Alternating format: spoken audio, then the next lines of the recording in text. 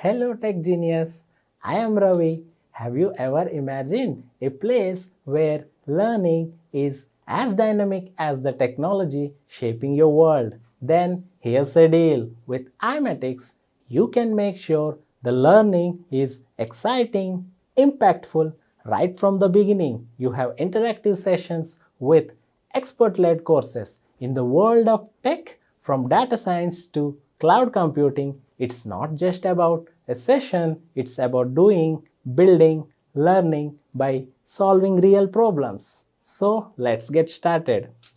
Now let's go to the departments. You will see almost similar kind of stuff under departments as well. But only the thing here is here you will be able to select multiple subsidiaries on that particular department. For example, if I edit it, and here you will not have any option for the inventory as well. Here you can see you can give it a name accounting in case. If you want to have a parent-child relationship for accounting for a department, you can do that. You can select the parent department, and here you can select multiple subsidiaries as well. Here you can see what we have done is we have just selected the headquarters and we have checked this checkbox include children. These department will be applicable to all the subsidiaries, all the child subsidiaries of this headquarters. In case if I want to use it only for specific subsidiaries, or it should be used or applicable only to specific subsidiaries, I can select those if required. For example, I don't want that to be used for Canada. I want that to be used only for North America and Mexico. I can select those according by just pressing Control button, and I can multi-select it. And accordingly, this particular department would be applicable to only those subsidiaries which are selected. Is that fine?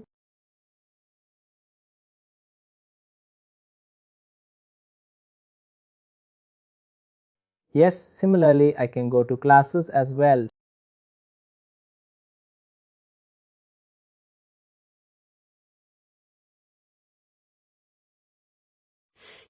Classes is nothing but one more classification similar to department, which can be, you can see, shared between multiple subsidiaries.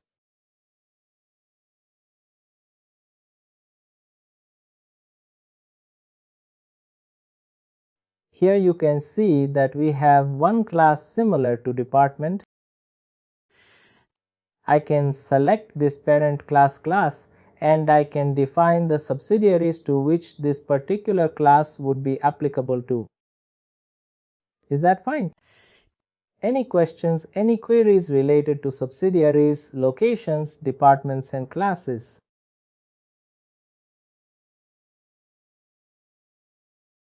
I'm good. That completes our classification stuff.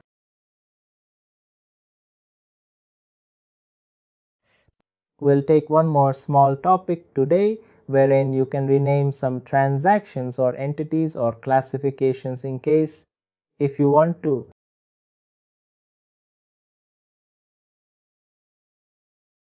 For example, this class. I don't want this class to be called as class. I want that to be called as cost center. I can do that. I don't want the subsidiary to be called as subsidiary. I want that to be called as legal entity. I can do that. I don't want my customer to be called as customer.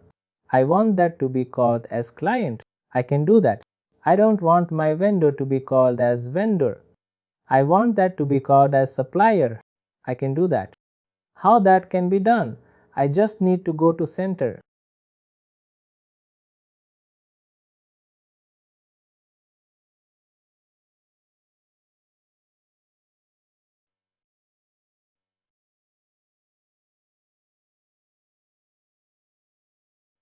Here, what should be your customer? You can see my customer is called as client, but I don't want that client means customer to be called as client anymore. I want that to be called as customer. I can change that. Similarly, vendor. I don't want that vendor to be called as vendor. I want that to be called as supplier. I can do that. Similarly, I can do it for subsidiary department location class on and forth. I can change it for lead prospects as well. Similarly, there are projects and other stuff that these are all classifications and entities. But in case if I want to make any changes to transactions, I can do that as well. For example, you can see we have bill, we have checks, we have invoices as well. In case I don't want that invoice to be called as invoice, I want that to be called as customer invoice. I can make that change as well, and I can also change the abbreviation of that particular transaction. This is how you can change the or rename the records and transactions. Currently, if I go to list relationships here, you can see that the customer is called as clients. But if I save this now, you will see that the client will again change to customer because I've changed it to customer. If I go to list relationships now, you can see that the client has been renamed to customer. Similarly, the vendor has been renamed to suppliers. Is that fine?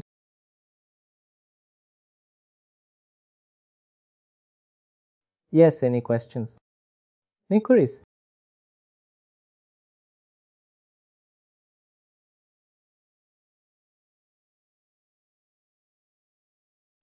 I think that's it for today. Tomorrow we'll start off with, I thought you can just go to the release notes, right? It's nothing to cover in that. As such, it's just any of the topics, any differences. Just give the topics and what are the changes that they're doing in that particular topic. And they change each and every year, right? Because there are releases every year, couple of releases every year. They're going to change.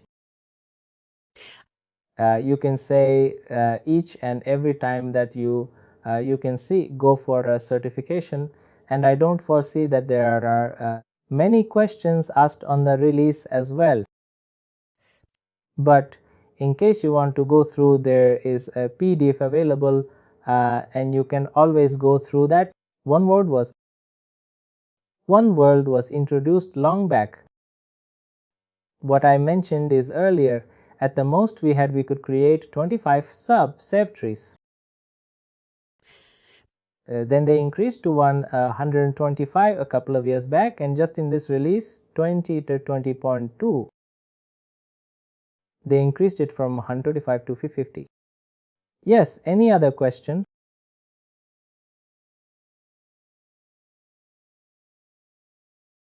Maybe we can just discuss that sometime during a later part. But yes, it's not an easy thing as such. We have to